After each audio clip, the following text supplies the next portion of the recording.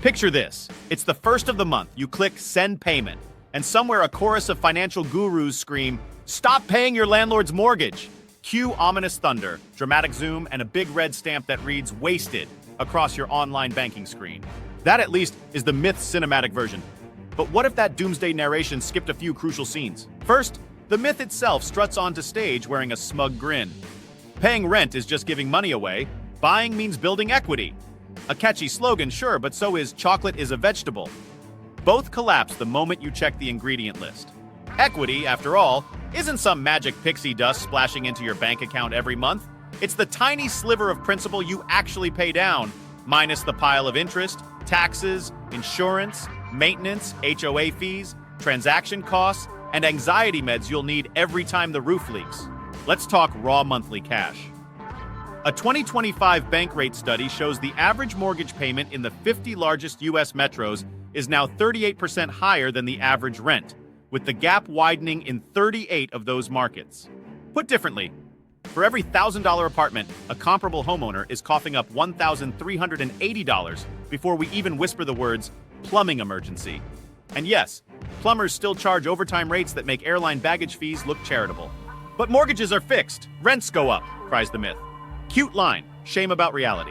Interest rates adjust. Property taxes march upward like caffeinated termites, and insurance premiums spike faster than your teenager's phone data. Meanwhile, entire cities are quietly bending rent curves by flooding supply. New Rochelle, New York, slashed approval red tape and watched median rents rise just 1.6% since 2020, while national averages ballooned. Landlords hate competition. Tenants love it. Next, opportunity cost, the Dracula of overlooked expenses. Sink $60,000 into a down payment and closing fees today, or invest it in an S&P 500 index fund historically returning 7–10% annually. Over 10 years, that's roughly $110,000 in potential portfolio growth. Give or take market tantrums. Home prices? According to the FHFA, they gained 4% over the last year. Barely half a decent equity market run in a bull phase. Sure, you own more of the house each month, but your capital is cemented in drywall. Plus, you still need somewhere to live. So you're swapping rent for mortgage interest and upkeep, not eliminating payments. Speaking of upkeep, budget gurus suggest stashing 1 to 4% of home value annually for repairs. On a $400,000 home, that's $4,000 to $16,000 a year, enough to buy an annual theme park pass to Planet Maintenance, where every ride breaks down and the exit is paywalled. Add insurance, HOA dues, lawn equipment you'll use twice, and that water heater that croaks midwinter. Suddenly, throwing money away looks suspiciously like swapping a predictable rent line for a slot machine of random bills. But what about appreciation? My cousin's house doubled in 5 years. Excellent anecdote. Meanwhile, most of the 343 cities in a 2025 construction coverage analysis show buying costs far outpacing rents. Only 32 are cheaper to own than rent. In California and Washington, buying a comparable home can cost a premium of 50% or more every month. Appreciation can't bail you out if your cash flow bleeds red. So buy in the Rust Belt. Sure, if you fancy relocating to Akron purely to arbitrage housing. Otherwise, consider renting where you want to live and investing the difference where returns are strongest. Fancy term? Rent where you live, own where the numbers work. Practical translation. Avoid punching your budget in the face just to fulfill society's white picket fence fantasy. We also need to dunk on transaction costs. Realtor commissions, transfer taxes, title insurance, up to 10% of the sale price evaporates each time you transact. That means if you move within 5 years, break-even becomes a unicorn chase unless the market balloons. Speaking of commissions, Fed research in 2025 shows listing fees still hover stubbornly near 5–6% despite tech disruptions. Renting?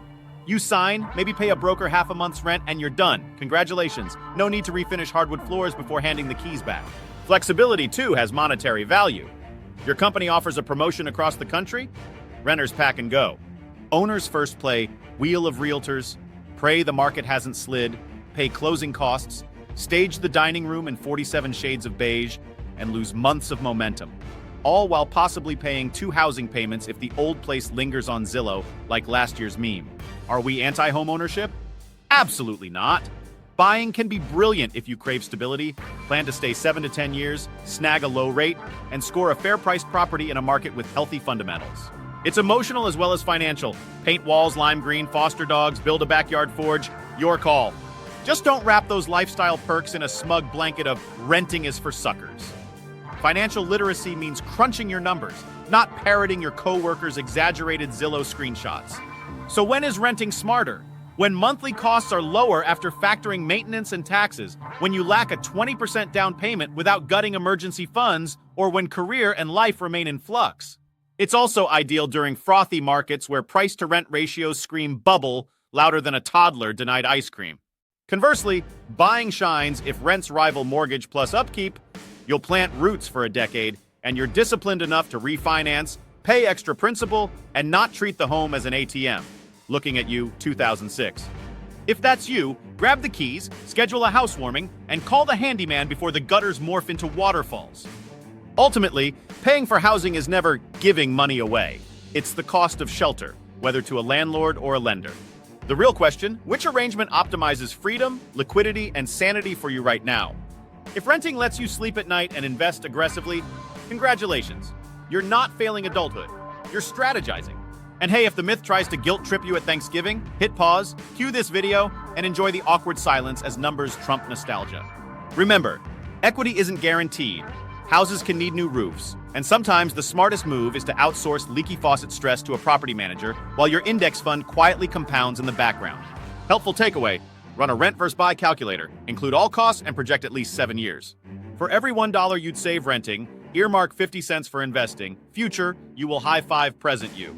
Whether you end up signing a lease renewal or brandishing a mortgage approval, the choice will be informed, intentional, and myth-proof. Now smash that like button like it's a malfunctioning garbage disposal. Hit subscribe so you never miss an episode where we happily shred sacred cows, and drop a spicy comment telling us the wildest advice you've heard from armchair real estate experts. Ring the bell icon too, because landlords don't knock before entering, but we always announce our arrival. See you next time, housing heroes.